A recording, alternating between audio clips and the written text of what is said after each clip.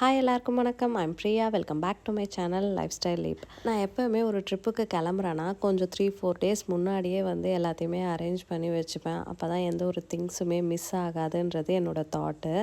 But ஆனால் இந்த trip நான் இங்கே கிளம்புறதுக்கு ஒரு ½ hour முன்னாடி தான் இப்போ என்னோடய திங்ஸையே ட்ராலியில் அரேஞ்ச் பண்ணிகிட்ருக்கேன். இந்த திங்ஸ் எல்லாம் என்னோடய ஹஸ்பண்ட் இப்போ தான் எடுத்துகிட்டு வந்தாங்க. நான் எங்கள் அம்மா வீட்டில் இருந்தேன். எங்கள் ஹஸ்பண்ட் பெங்களூர்லேருந்து எடுத்துகிட்டு வந்தாங்க. இப்போ அந்த ட்ரிப் கிளம்புறதுக்கான ஹரிபரியில் நான் என்னென்ன எடுத்து வச்சிட்ருக்கேன்னு கூட எனக்கு தெரியும். அப்படியே வீட்லேயே சாம்பார் ரைஸும் ஃபிஷ் ஃப்ரையும் செஞ்சுருந்தாங்க. அதை சாப்பிட்டுட்டு எங்களோட ட்ரிப்பை ஸ்டார்ட் பண்ணிட்டோம். எங்கே போயிட்டுருக்கோன்னு பார்த்தீங்கன்னா பாண்டிச்சேரிக்கு தான் போயிட்டுருக்கோம். இந்த ட்ரிப்பை ஏன் இந்த லாஸ்ட் மினிட் பேக்கிங் இதெல்லாம் ஏன் ரீசன்னா என்னோடய ஹஸ்பண்ட் தான். ஆக்சுவலி எனக்கு பாண்டிச்சேரி தான் போகிறோன்றதே அவங்க சொல்லவே இல்லை. ஒரு 5 days பிஃபோர் கால் பண்ணி இந்த வீக் நான் ஃப்ரைடே வரேன், நம்ம ஈஸியாக ரெசார்ட் போயிட்டு ஒரு 2 days ஸ்டே பண்ணிவிட்டு வரலான்னு சொன்னாங்க. பட் ஆனால் எங்களுக்கு பிஃபோர் பிளானிங் இருக்கும்ல, அதில் நாங்கள் அடுத்த ட்ரிப் பாண்டிச்சேரி போகணுன்னு இருந்தது. நான் சும்மா தான் கேட்டு பார்த்தேன், என்ன பாண்டிச்சேரி தானே போகிறோம் அப்படின்னு சொல்லிட்டு. அவங்க சிரித்த உடனே கண்டுபிடிச்சிட்டேன், ஓஹோ நம்ம பாண்டிச்சேரி தான் போகிறோன்னு. அதுக்கப்புறம் தான் வீடியோ கால் பண்ணி எனக்கு இந்த மாதிரி இந்த ட்ரெஸ்ஸஸ்லாம் வேணும், இங்கே இதெல்லாம் இல்லை அப்படின்னு சொன்னதுனால எல்லாமே எனக்கு தேவையான திங்ஸ் எல்லாம் அங்கேருந்து எடுத்துகிட்டு வந்திருந்தாங்க.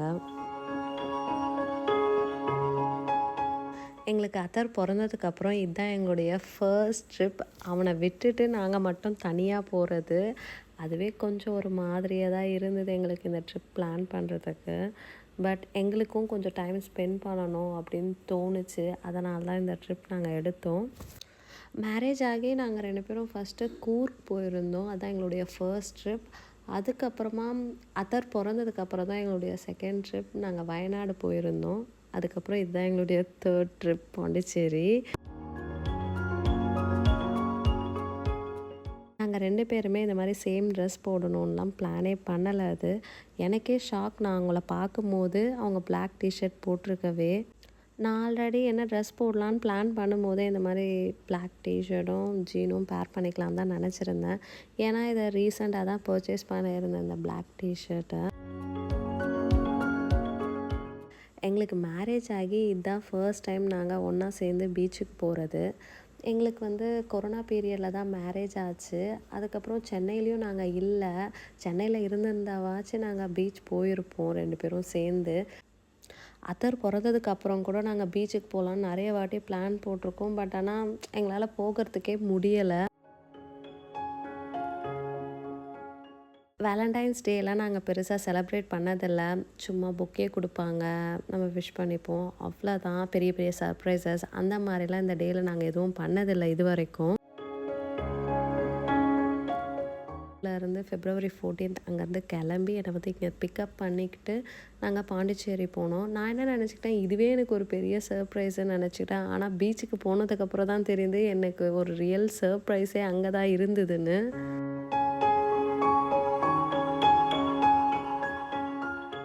எங்கேயுமே ஸ்டாப் பண்ணாமல் பாண்டிச்சேரி ரீச் ஆக 3 hours ஆகிடுச்சு. கரெக்டாக ஒரு 4:30க்கு நாங்கள் ஹோட்டல் ரீச் பண்ணிட்டோம். எங்கே நாங்கள் ஸ்டே பண்ணுறோம், அந்த ரூம் எங்கே இருக்குது, அந்த ஹோட்டல் எங்கே இருக்குதுன்னு அதெல்லாம் கூட எனக்கு எதுவுமே தெரியாது. போய் நிறுத்தும் போது தான் தெரியும், நம்ம இந்த ஹோட்டலில் தான் நம்ம ஸ்டே பண்ண போகிறோம் நெக்ஸ்ட்டு ஒரு 1 டேக்கு அப்படின்னு. நாங்கள் ஸ்டே பண்ணியிருந்த ஹோட்டலில் இருந்து பீச் வாக்கபிள் டிஸ்டன்ஸ் தான். சரி, அதனால் நடந்தே போகலாம் தான் டிசைட் பண்ணியிருந்தோம். நான் ஃபஸ்ட்டு போனோன்னா ரெஸ்ட் தான் எடுப்பாங்கன்னு பார்த்தா இல்லை, சன்செட் ஆகிடுது, நம்ம ஃபஸ்ட்டு பீச்சுக்கு போயிடலான்னு சொல்லிட்டு சொன்னாங்க. அதனால் ஃபஸ்ட்டு செக்இன் பண்ணிவிட்டு திங்ஸ் எல்லாம் வச்சுட்டு அப்படியே நடந்து காஃபி ஷாப் போனோம்.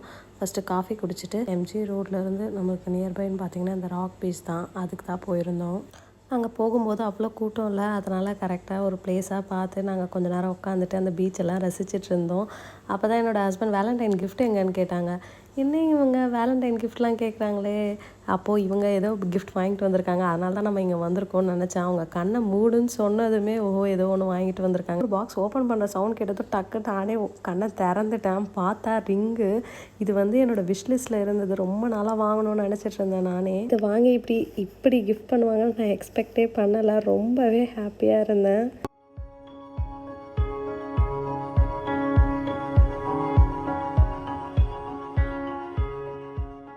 செம்ம ஷாக் ஆகிட்டேன் நான் அந்த ரிங்கை பார்த்தோன்னே. நம்ம எதுவுமே எக்ஸ்பெக்ட் பண்ணாததை திடீர்னு நம்ம பார்க்கும்போது எப்படி இருக்கும் அந்த மாதிரி இருந்தது. எனக்கு என்ன சொல்கிறதுனே தெரியல. செம்ம ஹாப்பி அவ்வளோதான்.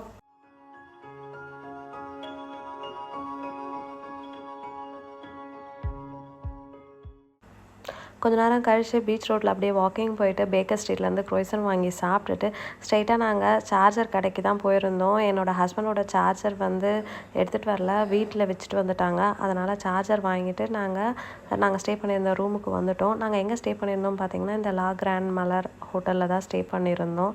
ரூம் சைஸ் வந்து காம்பேக்டாக தான் இருந்தது. ரொம்ப பெருசுன்னு சொல்ல முடியாது, ரொம்ப சின்னதுன்னுமே சொல்ல முடியாது. நைட் டின்னருக்கு வந்து நாங்கள் சித்ராஸ் பப் அண்ட் கிச்சன் தான் போயிருந்தோம். செம்ம டேஸ்ட்டு ஃபுட் எல்லாமே.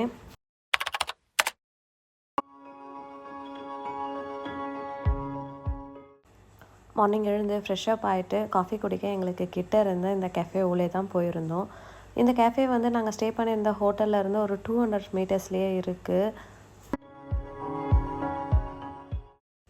இங்கே நாங்கள் என்ன ஆர்டர் பண்ணியிருந்தோம்னு பார்த்தீங்கன்னா, Maharaja filter coffee and cappuccino வந்து என்னோடய ஹஸ்பண்ட்க்கு, ஃபில்டர் காஃபி வந்து எனக்கு. இங்கேயே பிரேக்ஃபாஸ்ட்டையும் முடிச்சுக்கலான்னு சொல்லிட்டு சீஸ் ஆம்லேட்டும் கூடவே ஆர்டர் பண்ணிட்டோம். நான் குடித்த இந்த காஃபி வந்து செம்ம டேஸ்ட்டாக இருந்தது. காஃபினா இப்படி இருக்கணும் அப்படி இருந்தது. ஒரு நல்ல ஒரு காஃபி மார்னிங் எடுத்துகிட்டு ஆம்லேட் வந்து நாங்கள் 2 பேரும் ஹாஃப் சாப்பிட்டுக்கிட்டோம். லஞ்ச் கொஞ்சம் ஹெவியாக சாப்பிட்லான்னு ஒரு பிளானில் இருக்கோம். நேற்று நைட்டு வந்து நான் வெறும் ஸ்டார்டர்ஸ் மட்டும்தான் சாப்பிட்டேன். ரைஸ் வந்து சாப்பிடவே இல்லை. ஏன்னா ஆர்டர் பண்ணது வந்து இந்த சிங்கப்பூர் ஃப்ரைட் ரைஸ். எனக்கு அது சுத்தமாகவே பிடிக்கல டேஸ்ட்டு. அதில் பைனாப்பிள் பீசஸ்லாம் கட் பண்ணி போட்டிருந்தாங்க. அந்த ஃப்ளேவரே வேறு மாதிரி இருந்தது. அதனால் நான் ஆம்லேட் கொஞ்சம் நிறைய சாப்பிட்டுட்டு இங்கேருந்து கிளம்பிட்டோம்.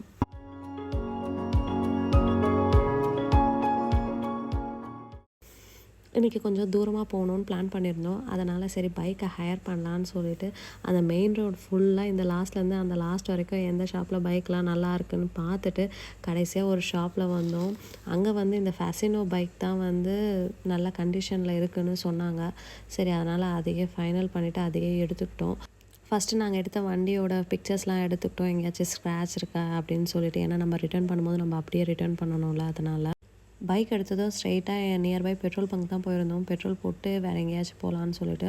அங்கே எங்களுக்கு முன்னாடி இருந்தவர் வந்து 100 ருபீஸ்க்கு பெட்ரோல் போட சொன்னால் அவர் 300 ருபீஸ்க்கு பெட்ரோல் போட்டார். என்னடா இது கொடுமைன்னு நினச்சேன் நான். இப்படியெல்லாம் கூட ஏமாத்துறாங்களா அப்படின்னு.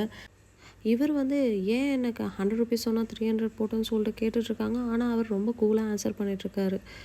ஐயோ என்ன இப்படியெல்லாம் கூட இருப்பாங்களா அப்படின்னு சொல்லி பார்த்துட்டு இருந்தேன் நான்.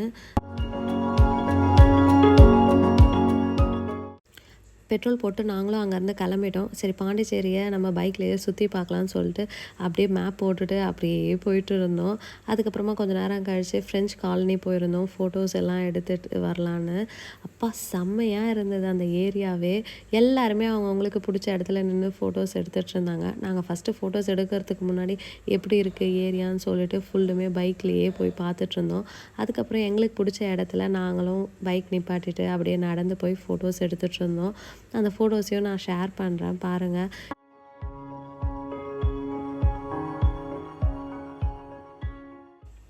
வெயிலில் சுற்றி அங்கங்கே நின்று ஃபோட்டோஸ் எடுத்து செம்ம டயர்ட் ஆகிடுச்சு. நாங்கள் அங்கேருந்து கிளம்பும் போது ஒரு 1:30 ஆகிடுச்சு. அதனால் செம்ம பசி. சரி ஃபஸ்ட்டு போய் சாப்பிட்லான்னு சொல்லிட்டு நாங்கள் ஆல்ரெடி இந்த ரெஸ்டாரண்ட்டை வந்து கூகுளில் பார்த்து வச்சுருந்தோம். இங்கே தான் ஆஃப்டர்நூன் லன்ச் சாப்பிட்ணுன்னு சொல்லிட்டு குகைக்கு தான் போயிருந்தோம். ஆம்பியன்ஸ் வந்து செம்மையாக இருந்தது.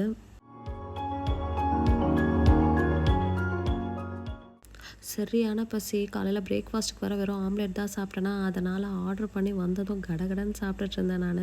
ஃபுட் வந்து சொல்கிற அளவுக்குலாம் இல்லை. என்னென்ன ஆர்டர் பண்ணியிருந்தோம் பார்த்தீங்கன்னா, chicken biryani plus pulao, chicken கறி ஆர்டர் பண்ணியிருந்தோம். டெசர்ட்டுக்கு வந்து இந்த யாரா ஐவன் டெசர்ட் தான் ட்ரை பண்ணியிருந்தோம். டிஃப்ரெண்ட்டாக இருந்தது, செம்மையாக இருந்தது.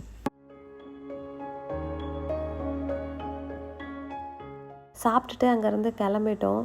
ஒரு 15 மினிட்ஸ் ஆச்சு அங்கேருந்து நாங்கள் இந்த ஆரோவில் பீச் வர்றதுக்கு. நான் தான் ட்ரைவ் பண்ணிட்டு வந்துட்டுருந்தேன்.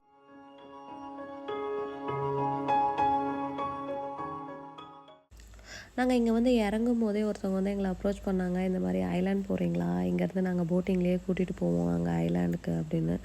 எங்களுக்கு அந்த ஐடியாலாம் எதுவும் இல்லை. சும்மா நின்று இங்கே உட்காந்து டைம் ஸ்பெண்ட் பண்ணிவிட்டு அப்படியே கிளம்பலான்ற ஐடியாவில் தான் வந்திருக்கோம். சரி அதனால் நாங்கள் வந்து அந்த மாதிரி ஐலாண்டுக்கெலாம் போகல.